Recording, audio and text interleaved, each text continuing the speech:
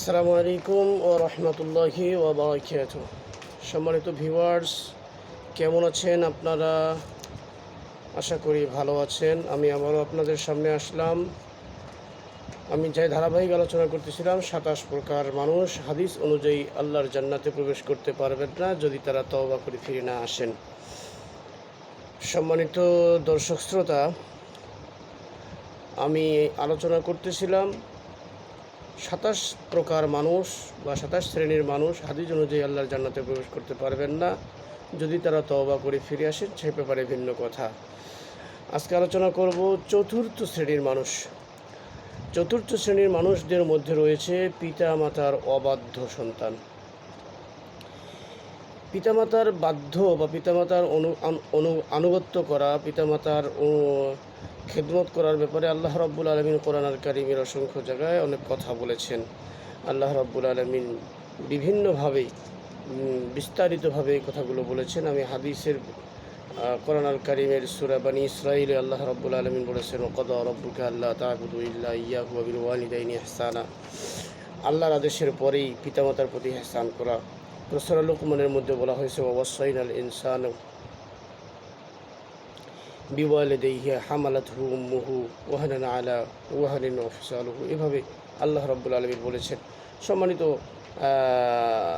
দর্শক শ্রোতা, আমি আজকে হাদিসের মধ্যে আল্লাহ রাসূল সাল্লাল্লাহু আলাইহি ওয়াসাল্লাম যে কথাটি আমাদেরকে জানিয়ে দিয়েছেন, হাদিসটি হযরত আব্দুল্লাহ ইবনে ওমর ইবনে আস রাদিয়াল্লাহু তাআলা বর্ণনা করেছেন। আল্লাহ রাসূল বলেন, আল কাবাইরু আল আশরাকু বিল্লাহ। কবিরা গুনাহ সমূহের মধ্যে কবিরা গুনাহ হচ্ছে আল ইশরাকু বিল্লাহ, আল্লাহ তাআলার সঙ্গে শিরিক করা। ওয়াল ইয়ামিনুল গুমুসু, ইচ্ছাকৃতভাবে মিথ্যা কসম করা। ওয়াল উকুকুল ওয়ালিদাইন, এবং পিতামাতার অবাধ্য হওয়া। কতালা ওয়া কতালান নফস, এবং কোনো ব্যক্তিকে হত্যা করা। এ ব্যাপারে আল্লাহ রাসূল সাল্লাল্লাহু আলাইহি ওয়াসাল্লাম বলেছেন।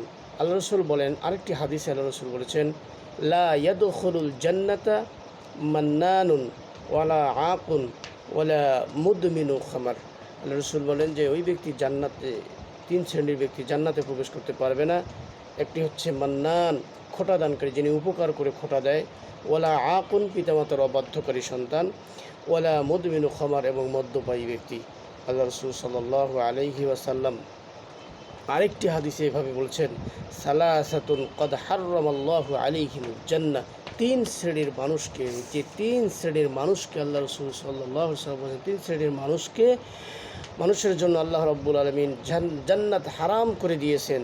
তাদের মধ্যে একটি হচ্ছে আল আকুল ওয়ালিদাইহি, যে ব্যক্তি পিতামাতার অবাধ্য হয় সেই ব্যক্তির জন্য আল্লাহ তাআলা জান্নাত হারাম করে দিয়েছে।